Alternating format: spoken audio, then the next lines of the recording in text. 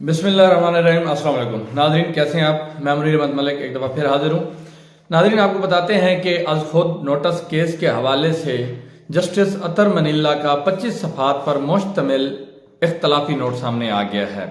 जैसे कि कबल अज़ीं कहा जा रहा था कि हो सकता है कि मौजूदा गवर्नमेंट के लिए कोई ऐसी गैबी इमदाद आ जाए जिसकी वजह से इलेक्शन को डिले करने का बहाना मिल जाए। और कबल अज़ीं वो कह भी रहे थे कि ये जो फैसला आया था इलेक्शन के इनेकाद के हवाले से वो 4-3 से था, मतलब 3 के मुकाबले में 4 जजेस ने उसे मुस्तरद कर दिया था। तो इसमें जो मेन जस्टिस अतर मनीला साहब थे, उनका इख्तलाफी नोट जो था वो अभी तक पेंडिंग था। तो आज उनका इख्तलाफी जो फैसला है वो 25 सफ़हात पर मुश्तमिल है, वो आज आ गया है। इसमें जो मेन पॉइंट हैं उनको हाईलाइट किया गया है, वो मैं आपको बता देता हूँ। जो मेन पॉइंट है उसका लब्बुल-लुबाब क्या है। जस्टिस अतर मनीला की जानिब से 90 रोज़ में इलेक्शन का जो इनेकाद है वो उसको उन्होंने तायद किया है कि 90 रोज़ के अंदर इलेक्शन होने चाहिए, लेकिन इसको जो मेन स्ट्रीम मीडिया है वो नहीं दिखा रहा। वो अपने मतलब की जो खबर है ना वो सिर्फ यही बना के दिखा रहा है कि जी आज खुद नोटिस केस का फैसला 4-3 से मुस्तरद, अतर मनीला का तफसीली फैसला जारी। मतलब इसके अंदर जो उन्होंने उनके हक में जो बात जा रही है वो तो बता रहे हैं, लेकिन जो इलेक्शन के हक में बात की है उन्होंने वो नहीं बता रहे। इस फैसले में अतर मनीला ने बताया कि इस तरह अदालतें उस रात जो अदालतें खुली वो क्यों खुली, उसकी वजह क्या है। मजीद उन्होंने ये कहा कि सारे बहरान का जिम्मेदार इमरान खान है। उन्होंने जी सारी जिम्मेदारी इमरान खान पर डाल दी है। हाँ, कुछ हवाले से बनती भी है, वो हम भी मानते हैं, शायद कुछ लोग मानते हों। एक तो उन्होंने असम्बलियाँ तहलील, ये जस्टिस अतर मनीला का कहना है कि एक तो उन्होंने असम्बलियाँ तहलील की, उसके बाद अपोजिशन लीडर का ओहदा भी नहीं लिया। बिल्कुल ये उनकी गलती है। अगर अपोजिशन लीडर का ओहदा ले लेते तो आज मुल्क के ये जो इस वक्त पीडीएम खुल के खेल रही है ये उनको खुल के खोलने का मौका ना मिलता, जिसकी वजह से इनको नुकसान हुआ और मुल्क आईनी और सियासी बहरान से दो चार हुआ। उन्होंने मजीद ये भी कहा कि अगर फुल कोर्ट बन जाता तो अदलिया पर अवामी इत्तेमाद बहाल हो जाता। अतर मनीला के बारे में इमरान खान हमेशा से ये कहते रहे हैं कि उस रात जो है जो बाजवा ने ये निकाला तो अतर मनीला अदालतें खोली थी जब ये सारा मामला हुआ। जिस रात ये अदालतें खुली रात 12 बजे और वोटिंग के लिए कहा गया, तो उस रात जो बाजवा की पॉलिसी थी वो बाजवा उसमें के बारे में अपना इजहार भी कर चुके हैं। कबल अज़ीं बाजवा ने एक इंटरव्यू के दौरान कहा कि मैंने खुद वज़ीर आज़म हाउस के अंदर रिकॉर्डिंग में खुफिया रिकॉर्डिंग जो इक्विपमेंट्स होते हैं वो मैंने लगाए थे और मैं खुद इमरान खान को जब मिलता था उनकी ऑडियो वीडियो रिकॉर्डिंग करता रहा हूँ।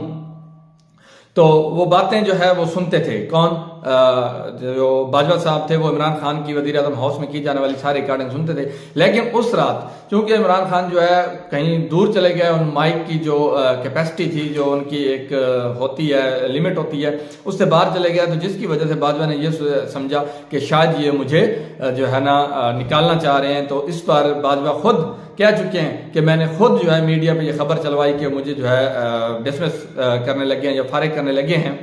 ये बाजवा एंड कंपनी का बयान है, उन्होंने खुद इस बात का इकरार किया है। और फिर बाजवा ने खुद ही खबर चलवाई कि इमरान खान को थप्पड़ पड़ा है। अगर ओवरऑल देखा जाए, मतलब जो बाजवा अब रिटायर होने के बाद जो हरकतें कर रहा है, जैसे बयानात दे रहा है, जैसे इंटरव्यूज दे रहा है, तो इससे साबित हो जाता है कि वो एक ज़हनी मरीज शख्स था। वो इस ओहदे के लायक ही नहीं था, क्योंकि वो जिस तरह की बातें कर रहा है कि मैंने रिकॉर्डिंग करवाई, हालांकि अगर करवाई भी थी तो ये नेशनल इंटरेस्ट की बात है, तो आप उसको किसी मीडिया पे नहीं बता सकते। और मजीद ये कि वो 2 साल तक, रिटायरमेंट के 2 साल बाद तक वो कोई ऐसा इंटरव्यू नहीं दे सकते, कोई मीडिया टॉक नहीं कर सकते, लेकिन वो कर रहे हैं। और करने के बाद उनको याद आता है कि ये मैंने गलत किया है, और तो फिर इसकी तरदीद भी कर देते हैं। अगर ओवरऑल देखा जाए तो ये बातें बहुत पीछे रह जाती हैं कि फुल कोर्ट होना चाहिए था या नहीं होना चाहिए, क्योंकि वो तो जो होना था हो गया, फैसला आ गया। अब सुप्रीम कोर्ट ने जो फैसला दिया है, अब बात यह है कि उस पर अमल दरामद, अब सुप्रीम कोर्ट ने उस पर अमल दरामद करवाना है। अगर नहीं करवाते तो फिर ये एक मिसाल बन जाएगी और फिर ये हमेशा नेक्स्ट टाइम कोई भी हुकूमत करारदाद के जरिए सुप्रीम कोर्ट के फैसले को कालादम करार देगी। अब चूंकि सुप्रीम कोर्ट का फैसला आ गया है तो अब, और दूसरी बात, आइन में भी ये वाजे लिखा हुआ है कि 90 दिन के अंदर इलेक्शन करवाने हैं। जब आइन में ये बात वाजे है तो फिर इसके बाद कोई बात रह नहीं जाती कि अब इसको अतर मनीला भी इस बात की तौसीक कर रहे हैं कि तस्दीक कर रहे हैं कि ये 90 दिन के अंदर इलेक्शन होने चाहिए। तो खैर दूसरी तरफ इरफान कादर ने कहा, जो कि वकील थे इलेक्शन कमीशन के और पीडीएम के वकील थे, उनकी जानिब से ये कहा गया कि इनकी भूल है कि 14 मई को इलेक्शन होंगे। ये बिल्कुल उसी तरह हो रहा है जिस तरह जो है ना इमरान खान साहब इस्तेमाल होते रहे हैं। अब इरफान कादर ने ये जो बात की है कि ये 14 मई को इलेक्शन होंगे, ये इनकी भूल है, तो ये कौन कहलवा रहा है, कौन इसके पीछे कौन है? तो ये बिल्कुल उसी तरह ही हो गया कि जिस तरह इमरान खान एस्टेब्लिशमेंट के हाथों खेलता रहा है, और जो बाद में उन्होंने ये काजी फैज ईसा के खिलाफ रेफरेंस दायर करने के बाद जब वो फाइल हो गया, तो उसके बाद जो है ना इमरान खान ने अब इकरार किया हुकूमत जाने के बाद कि वो हमारी गलती थी, हमें ये रेफरेंस दायर नहीं करना चाहिए था। तो अब इसमें बिहाइंड द सीन जो ताकतें हैं वो इससे फायदा उठा रही हैं। अब ये हुक्मरान जो गलतियां कर रहे हैं, अगर इनको ओवरऑल देखा जाए तो ये अवामी ताकत के सामने जो है मुकाबला करना चाह रहे हैं। तो अगर अवामी ताकत को देखा जाए तो इस अवामी ताकत ने जब अदलिया तहरीक चली थी मुशर्रफ के खिलाफ, तो मुशर्रफ जैसे ताकतवर शख्स को भी घर जाना पड़ा था। ये अदलिया वकला की तहरीक थी और अवामी तहरीक थी, तो मेरे ख्याल में तारीख के अंदर मुशर्रफ से ज़्यादा ताकतवर शख्स कोई नहीं रहा। ज़ियाउल हक से भी जो मुशर्रफ अगर देखें, मुशर्रफ ज़्यादा ताकतवर था, उसको अवाम ने घर भेज दिया। तो फिर ये गवर्नमेंट तो वैसे ही जो है ना डमी गवर्नमेंट है, कठपुतलियाँ हैं, इनको तो बाजवा ने खड़ा किया, इनके पास तो अवामी ताकत भी नहीं है, और ये अवाम से डर की वजह से ही ये इलेक्शन की तरफ नहीं जा रहे। तो फिर ये किस तरह टिक सकते हैं?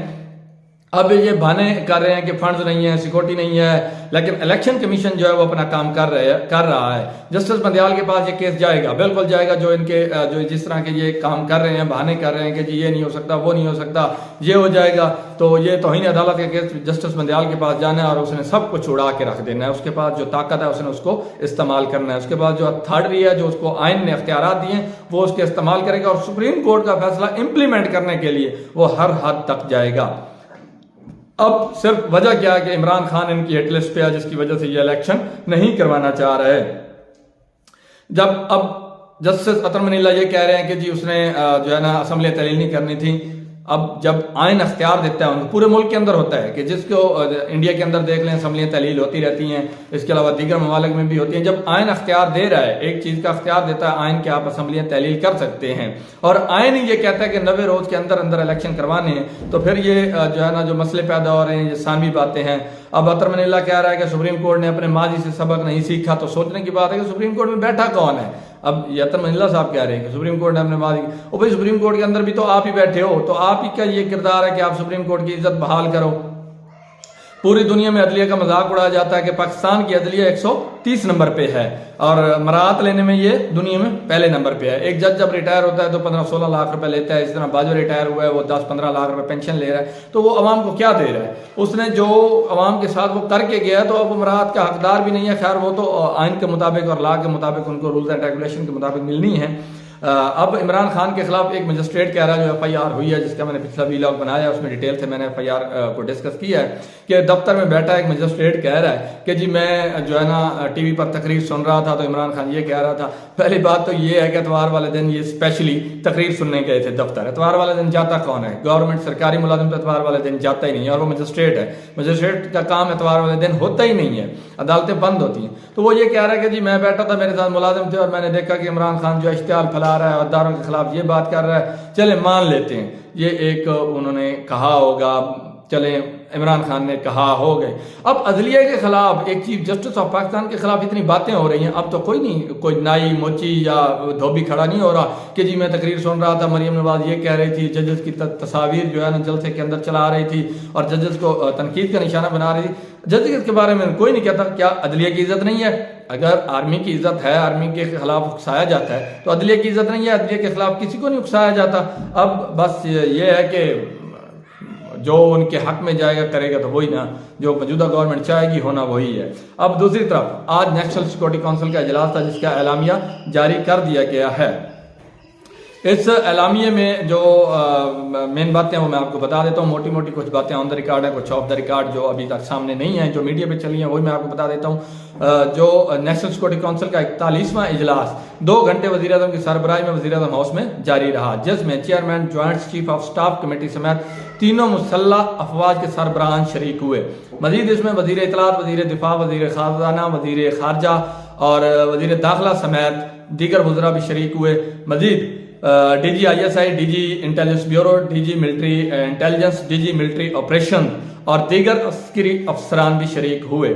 इसके अलावा चारों वज़राए आला खुसूसी तौर पर शरीक हुए। कमेटी मेंबरान के अलावा, कमेटी मेंबरान तो वो होने ही होने थे, ये एक किस्म का हाई पैक्ड जो है इजलास था। इस इजलास में दहशतगर्दी के खिलाफ ऑपरेशन जारी रखने और तेज करने पर इत्तफाक किया गया। मुल्क की सिक्योरिटी और माशी सूरत हाल पर तबादला ख्याल किया गया। डीजी ISI ने दहशतगर्दी के खिलाफ तफसीली ब्रीफिंग दी। इसके अलावा ये भी इस बात पर इत्तफाक किया गया कि दहशतगर्दी के खिलाफ जीरो टॉलरेंस पॉलिसी अपनाई जाएगी। इसके बारे में तो किसी को कोई जो है ना भाम ही नहीं है। कौम भी कहती है कि दहशतगर्दी के खिलाफ जीरो टॉलरेंस पॉलिसी अपनाई जाए। इसके अलावा इसहाक डार ने IMF के साथ जो मुज़ाकरात हो रहे हैं उसके बारे में भी आगाह किया। बलूचिस्तान में एक दहशतगर्द तंजीम के सरबराह की गिरफ्तारी पर इदारों की कार्रवाई को कारकर्दगी को सराहा गया। अंदरूनी और बैरूनी सलामती पर कोई समझौता नहीं किया जाएगा, यह भी इस इजलास का एलामिया था। मजीद कुछ बातें जो हैं वो अभी तक जो बाकायदा एलामिया है वो अभी जारी होना है। ये वो बातें हैं जो मीडिया दिखा रहा है और मीडिया भी सिर्फ वो बातें दिखाता है जो उनको अलाउ की जाती हैं। इसके अलावा जो मजीद उनका ऑफिशियल एलामिया जारी होगा तो उसके बाद वाज़ेह होगा कि आया कि इलेक्शन के बारे में भी कोई ऐसी बात हुई है। जिस तरह दहशतगर्दी के बारे में उन्होंने बातें डिस्कस की हैं तो शायद इलेक्शन के बारे में भी कोई बात हुई और उनके अल्तवा के बारे में कोई स्टैंड लिया गया हो। तो फिलहाल वो जब एलामिया आएगा तो नई वीडियो के साथ हाजिर होंगे। मेरे चैनल को सब्सक्राइब करना और वीडियो को लाइक करना ना भूलिएगा। अल्लाह हाफिज़।